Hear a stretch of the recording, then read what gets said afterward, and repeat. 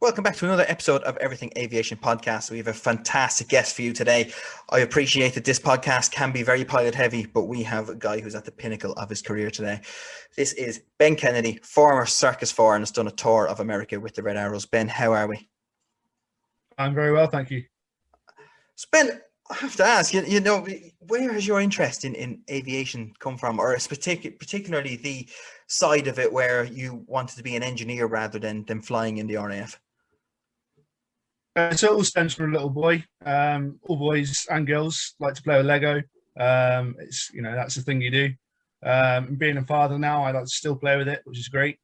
So, and then all that stemmed onto a bit of technic as well. So moving parts and seeing how things work. And then as I got older, I started getting involved in radio control flying. So possibly a pilot wannabe, but not quite there. But also the building of them as well. That interests me a lot. And then, just went from there really. And then obviously going through school, thinking about your career, what you want to do when you're older. And it was a no-brainer for me. Brilliant. I like that because I've been talking to quite a few people who've said that, like, at the end of school, they've always realized what they wanted to do.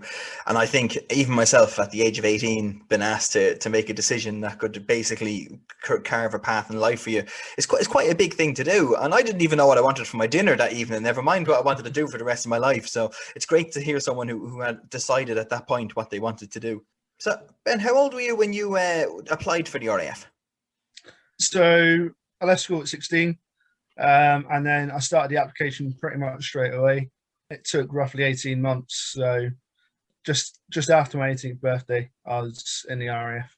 How long was the training on for? Or can you tell us a bit about how your training went? Yeah, of course. Everyone obviously goes through their initial basic training, which is 9-10 weeks at Holton of learning to be a soldier and basic core skills. And then your apprenticeship really starts as an engineer. So I spent 7 months at RAF Cosford near Wolverhampton, basically doing aircraft handling and, general safety aspects of engineering, things like that. And then they send you out to a frontline squadron for anything up to 18 months to just build up some hand skills, some on-the-job training before they send you back to Cosford again for another 18 months to do basically a technician course. So you're learning all about hydraulics, fuel systems, engines, everything you need to know about being a good technician. That's amazing. It seems like there's quite a lot of learning in there as well. There's a lot of academical stuff, yeah. Wow, because it's something when people say, "Oh, I'm a technician," or basically a mechanic or whatever, and you don't really think of all that side going into it. Yeah, it's a bit of a shock to me. I thought it'd just be a case of going pick up a spanner out of the toolbox and away you go, but it's definitely not. A lot more to it. That's brilliant. And did you enjoy your kind of 18 months of frontline stuff as well that you did before you had to go on to do technician stuff? Yeah, I thoroughly enjoyed it. I managed to go away with the squadron as well to places like Spain and Belgium, which sound glamorous, but it's still hard work. But no, it's definitely a rewarding experience and certainly built up my hand skills ready to go back to doing a technician's course. And how long was the technician's course then for yourself? So it was roughly 18 months. It was the 18 months as well? Yeah. That's a long training time. But obviously it pays off because you guys are the best of the best in what you do. So I wouldn't go that far, but we're certainly up there with some very experienced engineers. It seems it. Definitely seems it, especially what you went on to do. And if my understanding is you got to work on a legend that is the Tornado as well. Of course. So although I wasn't on a squadron with Tornado, I actually worked what's called second line. So it's deep maintenance of components. So I worked with hydraulic components, fuel components, and I was actually a quick fit fitter for a time, working in the tyre bay, changing the tyres on the wheels, which is something that everyone has to experience in their life. I was going to say, it sounds a bit cooler than actually working for Quick Fit itself. Yeah, it can be. And then, was there at any point, because there's a bit here now that I know you went on to be Circus, which for people who are listening, the Circus team are the guys that fly around in the back of the Red Arrows jets and are the personnel, you're assigned to a pilot for that year. At this point, is there anything crossing your mind that maybe you'd like to be part of the Red Arrows? So yeah, ever since I joined up in the RAF, I always had that ambition to work with the squadron, not so much flying in the back seat, but just to be a part of it. When you qualify as a technician, you can actually volunteer for the squadron, which is what I did.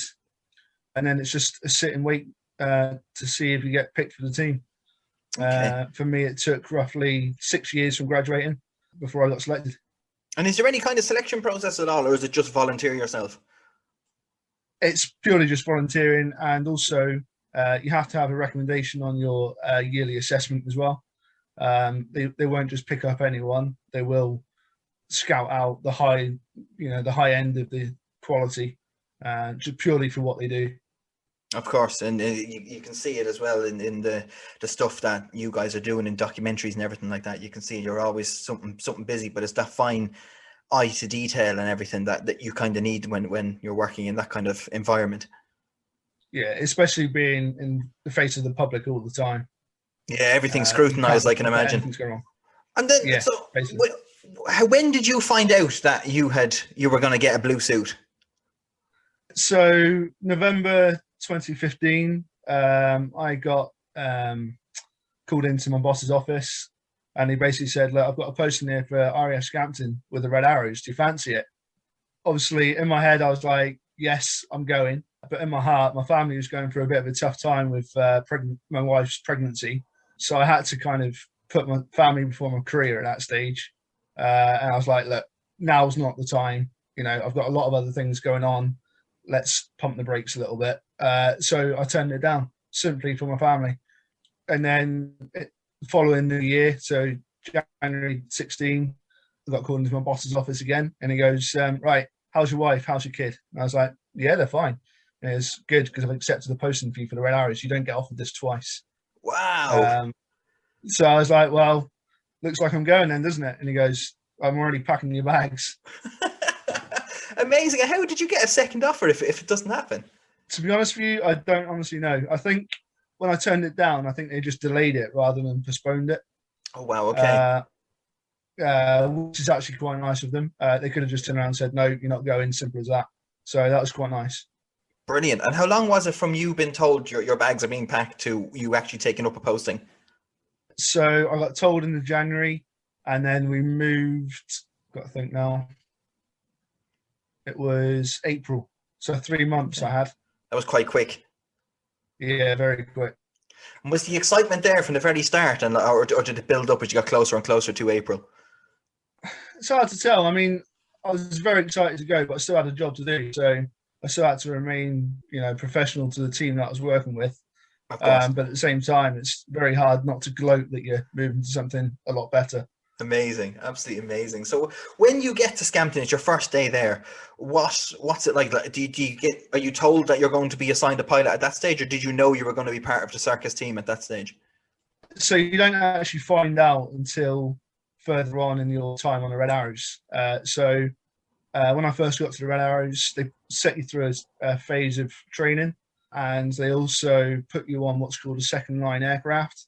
So it's deep maintenance on an aircraft. To basically, they can see your hand skills. You can learn the jet in depth, and it just builds up your confidence with the aircraft, basically. And I spent a couple of years working with the fleet, so doing see-off, see-ins, engineering tasks, and obviously fault rectifications for the whole team. But that's just purely in the hangar. And then in 2018, for the RAF 100, I actually got selected to do die team. So die team is obviously the team that follow the jets around the country by road, and they'll pump the red, white, and blue into the aircraft. Wow, that's quite a cool job. It was dirty. It's not a clean job, but it's quite cool to say that I did it for the RAF 100. So for obviously the lights of the Queen's birthday fly past and things like that, I was actually involved in putting the smoke in those aircraft for that. Brilliant. And is there ever a tense moment when you're waiting for the smoke to come on for the fly passes up? Is there ever a tense moment that it might be purple or you might have got them mixed up at all? We like to think the system is bulletproof. So when we put the pipes on the aircraft, or indeed when we're filling the rig, we actually shout red, red, red 3 times, or blue, blue, blue 3 times. And what we're doing is we're checking the colour of the dye, the connection, and the input on the rig or the aircraft. But I'm not going to lie, when you're watching the fly past live on TV, you still have that element of doubt in your head, thinking, "Please don't be purple." Brilliant. Has it ever happened to you? No, thankfully. No. Brilliant. Absolutely brilliant. And then so at which point, because you moved around the team quite a bit, how many years had you been with the team at this stage before you actually got told you joined the circus? So up until the point of being selected for Circus, I'd done nearly 3.5 years on the team. So that's about average. So you spend a couple of years learning the aircraft, learning how the squadron work. Then you do die team, and then roughly around your 3-4 year point, you will be, well, if you're good enough, you'll be selected for Circus. Brilliant. And how did they tell you that you were getting selected? So it was actually as part of a end of season hangar do. Oh, okay. So obviously we're all fueled up with a few beers and stuff. But what they do is they actually get you all together, a big group. They bring in the pilots for that following season. They all stand up in a line of the number order. And then the senior engineer and officer of the squadron will basically just call out people's names of who's been selected for the following year. Oh, wow. And then once your name's called out, you go stand next to your pilot and introduce yourself, basically. Oh, brilliant. And did you have to apply for that, or is that just a thing that you just get selected for? So every year they put out a volunteers list for it, which naturally everyone puts a name down for it. And then the management will then sit down and sort through it all, who deserves it, who's good enough for it, and who's ticked all the boxes for it, basically. Once they've done that, they announce the team. That's so cool. You must have been delighted. I was pretty ecstatic, yeah. And I think the wife burst my eardrum when she found out. Amazing. It's great to know as well that the support was there from home also. Yeah. And then, wait, because you guys have to fly in the back of a fast jet. Are you flown in the back of any fast jet at this stage? So no, I've never flown in a fast jet in my whole life. Wow. I've been in like a Cessna and obviously a passenger airliners, but I've never been in anything with an ejector seat strapped to my back end. Wow. I'd say, so first of all, it must have been so cool to know that your first go in a fast jet was going to be red, one of the famous red jets. And what was it like for you? Very nervy. I can imagine. So when I sat in the aircraft, as an engineer, we're told never to touch the yellow and black handle between your legs. So then when your pilot tells you to take the pin out of that seat, it's like, oh no, I don't like this. Yeah. And obviously you don't want to drop that pin either, because that can cause all sorts of issues as well. But no, once the engine just started and you lined up on the runway, that's when you really start to calm down. You know, this isn't a game, you know, embrace it, but be prepared for anything. Yeah. But my pilot was really good. He taught me through everything he was doing in the front. I could see various bits as well, what he was doing. And yeah, it's just really reassuring. And then obviously once you get wheels up and you're airborne, that's it. There's no return. So you just have to go with it. And it was great fun. So cool. Absolutely brilliant. And were you pinching yourself at any stage? Because are you in the blue suit at this stage? No, so we're only in our green training suits at that time. We don't move to the blue suits until we've actually got a PDA. Oh, okay. So it'll be the same as the pilots when they get their red suits. Exactly that, yeah. Brilliant. And is there a point where you're pinching yourself, even though like you're sat there, you're looking out to your left and right, and there's this red wing just there? I must admit, I did think to myself, what am I doing? This is mad. You know, because I'm used to keeping feet on the ground. I'm not used to being airborne, especially in one of them things. But then I just thought to myself, hang on a minute, I've deserved this. I've earned this. Let's enjoy it. 100%. And that's exactly what I did. So you do your first flight. When is it again that you get to fly next? So after the first flight, your next flight is actually flying out to Greece or Cyprus. Depends on where the Operation Springhawk is, which is their winter training. Basically, when they bring it all together. Brilliant. For the overseas training. Amazing. That must have been really cool to go down there. But you guys have your own routine to learn as well, don't you? It's not just the pilots to have a routine. You guys have a routine as well. Yeah, so we have the circus dance that we have to learn, which when you're in front of a load of public, it's actually quite embarrassing. But once you're facing the aircraft, you just blank what's going on behind you, and you're basically there for safety, and you're looking for anything that's wrong with that aircraft, but in a rhythmed environment, so it doesn't look messy. Basically, I mean, we're never going to be the Americans because they go over the top, but we still like to be very presentable. We'll talk about the Americans because you got to go on the tour, but coming back to the PDA, are you guys being assessed as well for your kind of circus dances as well as the pilots? Yeah. So everyone from dive team, circus, and pilots are being assessed at all times, and then we will have the PDA high-ranking officer to come out to issue us PDA, and he won't turn up unless the squadron thinks we're ready. Oh, so wow. people are always watching us to make sure that we're presentable before he even gets to us. Wow, I didn't know that. Now that adds on the pressure slightly. Yeah. But then you've passed everything. You've got your blue suit. How does that feel? It's pretty mental. So in my career on the Reds, I did four PDAs. Obviously, 2 as ground crew, 1 as dive team, and 1 as circus. The 1 as circus is probably the more memorable, just because the journey I've been through in that last 4 years to where I am now, and yeah, it's just incredible. It's definitely sounds like you've had an amazing time, and you've definitely put the hard work in, and you weren't that slot of where you were. So this brings me on to like the next probably coolest thing that you've done, and that's how did you find out you were going on a tour of America? So I actually we knew we were going to America before I found out it was circus. Oh, okay. Because obviously all the planning that goes ahead for that size of tour, it's not planned in 6 months. That's 2 years making. Oh, wow. So we knew before the general public knew, but we had to stay very quiet. And like I say, I didn't know that I'd be circus for it. So just to be in America, touring around America was, going to be a highlight for me. But to be in the back seat for it as well, it's just incredible. That's so cool. And did you know at that stage you'd have a whole camera documentary crew following you?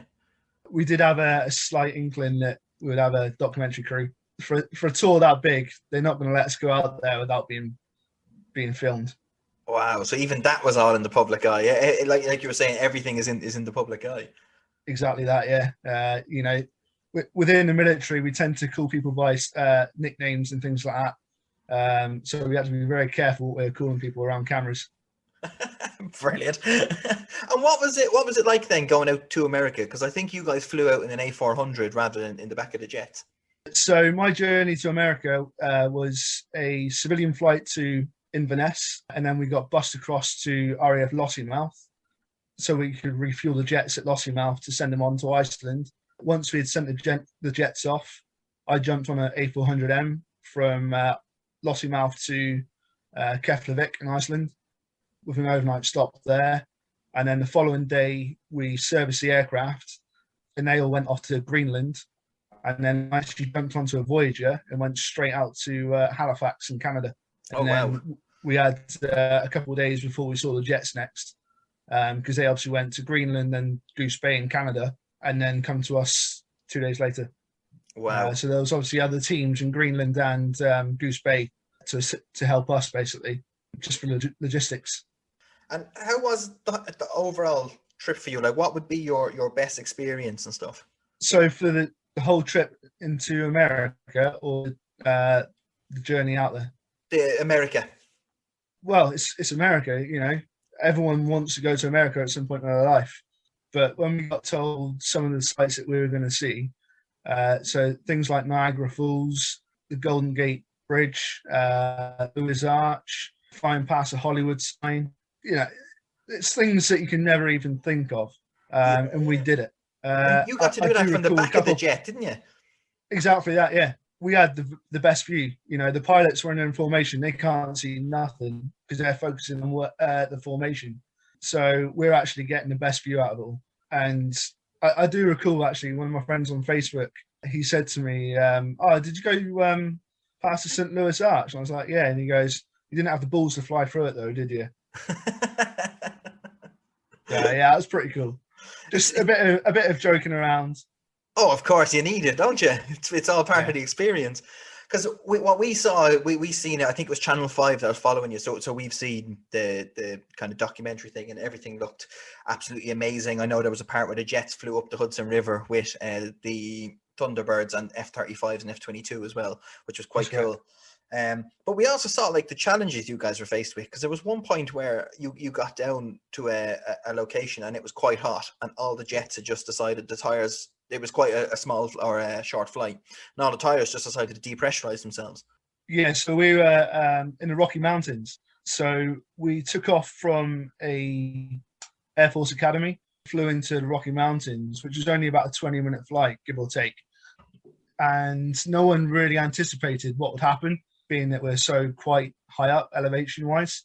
So we all jumped out of the jets, walked away, flight and things like that. And then as we were talking to other people, we could just hear the tires deflating.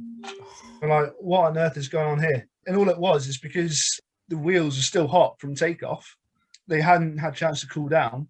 And obviously the elevation as well. There's in the tires, they're designed to deflate if they press or if they get too hot. So there's little plugs in the tires that actually will burst. So I think we lost about 8 main wheels in total. Wow. Which for us circus is okay, because obviously we'd been working all day, so we decided to just walk away and get some rest. But for the other engineers, they were left behind to change these main wheels, and they were not happy people. I didn't realize you had the option to do that. I thought being attached to that jet, that everything to do with that jet was down to you. In normal circumstances, yes, but we'd been working all day as it is, and obviously with the heat and things like that, you have to go through risk management. And we were the following day as well. We needed a good amount of rest to fly the following day, and we had spare manpower with us who were there to pick up any big jobs. So it was deemed that was quite a major job, and the risk was too high to keep us in. I don't know if it was as what's the dramatic as to what we saw, or was that was just the telly was doing it. But it seemed quite the telly's always going to make it look interesting, to keep people appealed. Yeah, of course. But I'm not going to lie, it's the first time I've ever experienced that sort of thing. It was quite funny, but quite daunting at the same time. Especially the day before, we had actually sent a load of main wheels back to the UK because we didn't think we'd need them. Oh no! So that was quite entertaining. I can imagine so. But apart from that, everything else seemed to go without a hitch. Yeah, we had a couple of technical issues along the way, but nothing that was deemed too major. I mean, a couple of jets got left behind here and there.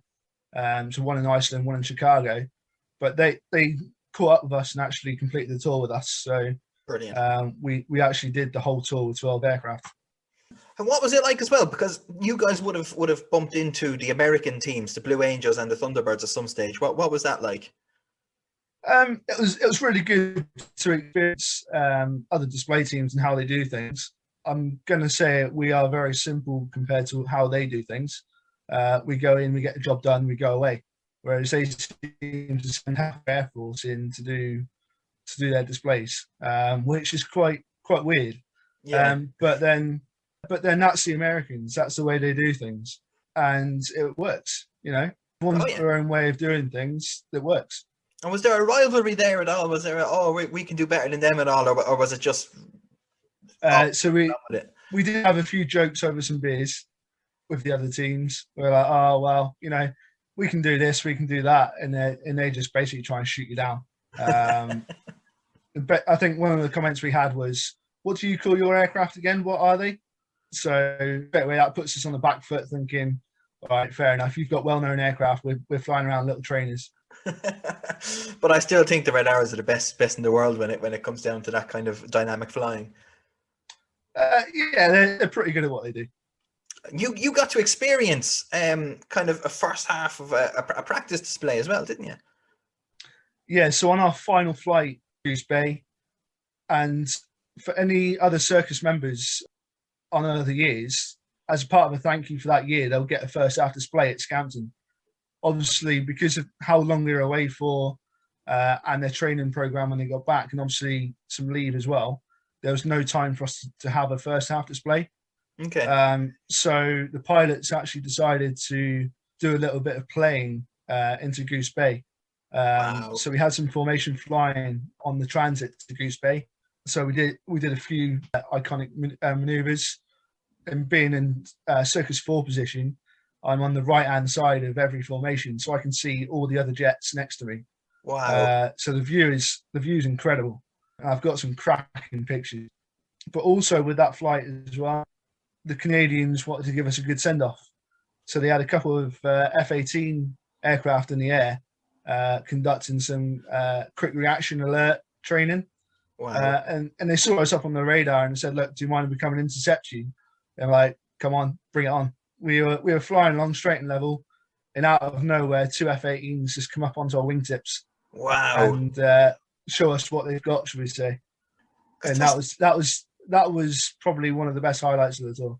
I was going to say, because you got to fly with many aircraft, I think, on that trip. I think you also got to fly with a 747. Would that be correct? That's correct, yeah. So the Mojave Airport in California, we landed there to do some PR there, and part of the PR was to form mate with the 747. Wow. So the Express 747. So yeah, I was due to the fact that Red 2 obviously went home for his baby. Red 4 moved into Red 2 position. So we were the first jet on the right-hand wingtip of the 747, which I'm not going to lie, if I put my hand out the cockpit, I could probably have touched the wingtip. We were that close. That's amazing. I was going to say, because it must look huge, because it looks big when you're not near it. So when you're flying right up beside it, it must just take up most of your view. Yeah, pretty much. You can see a little bit of blue on the top, a little bit of desert underneath, but then you just face with a complete white aircraft, and that's your whole view. It's just insane. That's so cool. So what would you say was cooler, flying with the 747 or the F-18s? Oh, that's a tricky one. I'm always going to say the F-18s because they're just cool aircraft. You don't see them often. The 747 was definitely an experience never to forget. That's so cool. Wow. And so was when you got back from America, was that your last kind of tour on the team? Yeah, so when we got back to the UK, I went into a reserve role. So if any of the circus team actually went man down, basically for any flying, and I'll be in a position where I can replace them. However, I also got offered another job on a different squadron about 3 months after I got back from America. And this was a job that was more location for me than it was the job. So I've actually moved a lot closer to my family. But the job itself is completely different. Instead of fixing live aircraft now, I'm now taking aircraft apart to put them on the back of a lorry and move them by road. So it's a completely different career change, and one that I'm really embracing. Wow, that sounds like an awesome job. It can be. Obviously, moving operational helicopters around, that's good fun. But the not so glamorous parts is obviously we react to aircraft crashes as well. So we work alongside the AAIB, and once they've done all their investigating, we then go in and pick up all the wreckage. And obviously with that comes blood and things like that as well. So, you see both ends of the scale. Yeah. It's not very nice. I can imagine. I'd take my hat off to you. I don't think it's a thing that I'd like to do myself just for that aspect of it. I've got quite a weak stomach, really. Yeah, thankfully we've not dealt with too many crashes recently. I think we've had 4 in the last year. Oh, that's not too bad. Did you go in and rescue that Chinook when it was stuck in a field? I wasn't personally involved, but my work colleagues that went, yeah, they were having some fun, shall we say? I've seen the pictures, and it was quite. It looked madness. I've never seen a Chinook sitting on its belly in a field just because it's so soft. Yeah, it was a lot of hard work. There's a few bad backs on the squadron now, put it that way. I was gonna say they're quite heavy, them things. Yeah, they had to dig out the wheels, and obviously it was craned out of the holes. And then the metal matting that we use as a platform, they're not light bits of kit. Yeah, it was a very hard week at work, shall we say. Yeah, but it got done in the end. Exactly, and the aircraft's now recovered, so it's a pat on the back for those guys, really. Yeah, brilliant, bro. Really, really well done, because we were, like I said, it was in the news and everything. We were kind of watching it, and all of a sudden it just kind of popped out, and that was it, done, dusted, back in the air again, and that was great to see. Yeah, when there's aircraft that are stranded, especially in civilian territory, although we trust who we live with, you can't have it in those areas for too long. So we do react very quickly to get them recovered. It's brilliant to see as well. And like I said, it's very, very quick. It's like 1 minute. Oh, look, it's a Chinook in a field. Then it's like, oh, where's it gone? Yeah. And what are your plans for the future, Ben? What have you got anything planned, or what would you like or hope to do? So initially, my plan was I only had a couple of years left in the Air Force, but obviously because of COVID, I've extended for another 4 years, just as a safeguard, really. And in that time now, I've actually been promoted as well. Oh, brilliant! Well, congratulations. So, thank you. So that's kind of opened up a whole new element to my career. So I'm very much in the balance at the moment, but the chance I will stay and do my time. Just a matter of where I'm going to be sent now, which is a little bit annoying because I've only just got to the place where I want to be. To be told that I'm potentially going to be moved again, it's a little bit disheartening, but at the same time, it's a place where I want to be for career progression. Yeah, and do you get a choice in or even a kind of little say of where you want to go or what's next? Yeah, so we have preferences of where we want to be, but ultimately it comes down to service needs. So if they need someone at a certain place, then unfortunately the service comes before your family, basically.